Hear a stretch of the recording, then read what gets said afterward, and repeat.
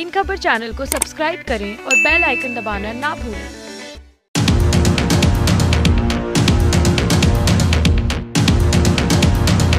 नमस्कार दोस्तों, मैं विद्याशंकर तिवारी हूं इन खबर.com के लिए।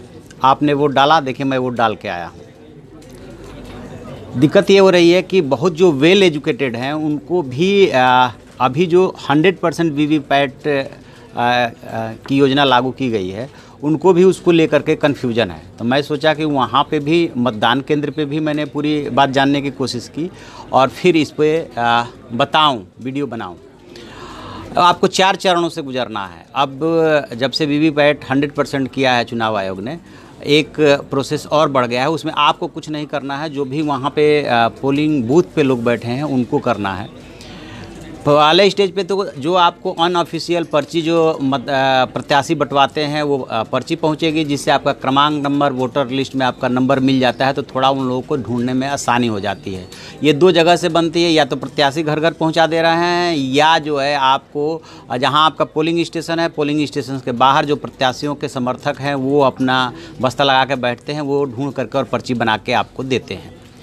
इससे सिर्फ अंदर जाकर के आपको सिर्फ इतनी सहूलियत होती है कि उनको मिलान करने में आसानी हो जाती है। तो आपके पास वोटर आईडी है, ठीक है। नहीं वोटर आईडी है तो जो 10 और आईडी बताए गए हैं वो होना चाहिए। इसको लेकर के जैसे ही आप घुसते हैं बूथ पे, हाँ एक चीज़ और क्लियर कर दें कि पोलिंग स्टेशन और पोलिंग बूथ दोनों में अंतर है। एक पोलिंग स्टेशन पे 2, 4, 5, 10, 15 बूथ हो सकते हैं। तो जैसा उस वहाँ का स्ट्रेंथ है उसी हिसाब से बूथ बनाए जाते हैं। फिर जब आप जैसे ही अपने बूथ पे घुसते हैं तो पहला पोलिंग ऑफिसर मिलेगा जो आपके आईडी और जो आप पर्ची लिए हैं उससे अपने यहाँ उसके पास जो लिस्ट होती है वोटर लिस्ट, उससे वो मिलान करता है, क्रमांक देखता है। दूसरे डेस्क पे आप जाएंगे तो वो आपके आईडी से आपके चेहरे का मिलान करता है कि आप वही व्यक्ति हैं कि नहीं है। फिर वहीं पे यानी कि जो तीसरा पोलिंग ऑफिसर बैठा हुआ है वो आपसे साइन कराता है, मिलान करता है, और उसे यदि कोई डाउट होता है तो वो आपसे पूछता भी है। इसके बाद आपको जाना है चौथे के पास। अब समझिए, ईवीएम के 2 पार्ट हैं। एक है जो पैनल को कंट्रोल करता है, वो कैसे कंट्रोल करता है, जैसे कि एक मतदाता वोट दे रहा होता है तो जब तक उसमें से व्हीप की आवाज़ नहीं आ जाती है, पूरी तरह से ख़त्म नहीं हो जाती है, तब तक वो पूरा प्रोसेस ख़त्म नहीं होता है। तो वो आपको वेट करने के लिए बोलता है और वो वहीं से कंट्रोल करता है। फिर आप जाते हैं ईवीएम पे, और ईवीएम पे जाने के बाद जो लिस्ट है वहाँ पे आप चेक करते हैं कि आप जिसको वोट देना चाहते हैं सिंबल समेत उसका नाम है कि नहीं है। सपोज कुछ लोकसभा क्षेत्रों में ऐसी भी स्थिति हो सकती है जहाँ पे कि प्रत्याशी बहुत ज़्यादा है, तो वहाँ पे 2 ईवीएम का भी इस्तेमाल करना पड़ सकता है। लेकिन जहाँ पे ज़्यादा नहीं है वहाँ पे 1 ईवीएम से काम चल जाता है, और ज़्यादातर क्षेत्रों में 1 ईवीएम से काम चल जाता है। वहाँ पे आपने अपने प्रत्याशी का नाम ढूंढा जिसको भी आप वोट देना चाहते हैं, और उसके बाद आपने ईवीएम पे बटन दबाया। जैसे ही बटन दबाया तैसे ही व्हीप की आवाज़ आती है। अब जिस वीवीपैट को लेकर के बात हो रही है, जिसको लेकर के बहुत ज़्यादा कन्फ्यूजन है, voter verifiable paper audit trail इसको बोलते हैं, उसके बारे में समझते हैं। ये है वो ईवीएम और ये है वीवीपैट।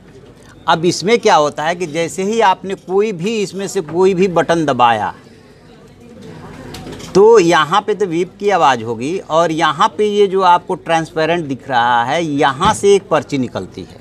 वो पर्ची आपके हाथ में नहीं आएगी, वो पर्ची यहीं पे आपको दिख जाएगी कि आपने जिसको वोट दिया है उसको वोट मिला कि नहीं मिला, आपको सिर्फ दिखेगा।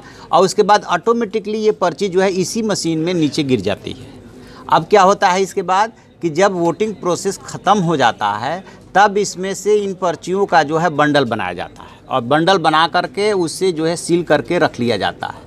और अब उसके बाद जो सुप्रीम कोर्ट की गाइडलाइंस है, या जो सुप्रीम कोर्ट ने आदेश दिया था, या इलेक्शन कमीशन ऑफ इंडिया की गाइडलाइंस है, उसके मुताबिक यदि एक लोकसभा क्षेत्र में सामान्य तौर पे 5 से 6 विधानसभा क्षेत्र होते हैं, तो एक विधानसभा क्षेत्र में पहले एक बूथ को लिया जाता था जहाँ पे कि रैंडमली चेक किया जाता था वीवीपैट की जो पर्ची है उससे, और जो वहाँ पे ईवीएम से रिकॉर्ड निकला है उसका। लेकिन अब सुप्रीम कोर्ट के आदेश के बाद 5 बूथों का चेक किया जाएगा एक विधानसभा क्षेत्र में।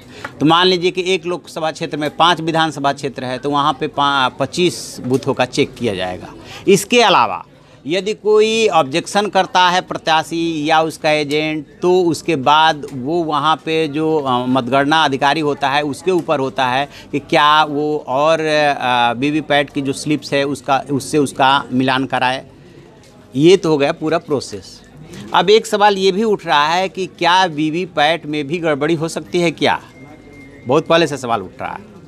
तो जितना मैंने इस पहले भी वोट डाला है और आज और ज़्यादा ध्यान से सारी चीज़ों को ऑब्जर्व कर रहा था और वहाँ पे जानकारी भी करने की कोशिश कर रहा था। सबसे पहली बात है कि सबसे ज़रूरी है आपका सेटिस्फेक्शन, क्या आप सेटिस्फाइड हैं क्या?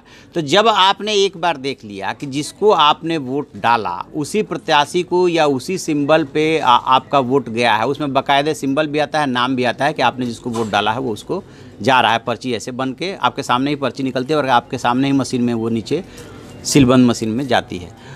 तो उसके बाद से उसमें गुंजाइश इसलिए नहीं है कि वो पूरा सील बंद है और वहाँ पे 4 ऑलरेडी पोलिंग ऑफिसर बैठे हुए हैं और जब सारा प्रोसेस ख़त्म होता है तो प्रोसेस ख़त्म करने का भी एक प्रोसेस होता है कि ये मौजूद होंगे, उसके बाद ऐसे ऐसे किया जाएगा, फिर जो है वो सील होता है। तो उसमें जो है गड़बड़ी की गुंजाइश न के बराबर है। ये है पूरा प्रोसेस। वीवीपैट में भी कोई गड़बड़ी नहीं हो सकती। और अब तो सुप्रीम कोर्ट के आदेश के बाद और इलेक्शन कमीशन ऑफ इंडिया के गाइडलाइंस के बाद बहुत अच्छा प्रोसेस हो गया कि 100% वीवीपैट। 100% वीवीपैट का मतलब कि जो आप वोट डाल रहे हैं 100% की उसकी पर्ची निकल रही है और बन रही है, बेशक गणना सिर्फ 5 बूथों की हो एक विधानसभा क्षेत्र में। आपको यदि ये वीडियो पसंद आए तो उसे लाइक कीजिए, शेयर कीजिए और कमेंट बॉक्स में जाके कमेंट जरूर करें। Thank you.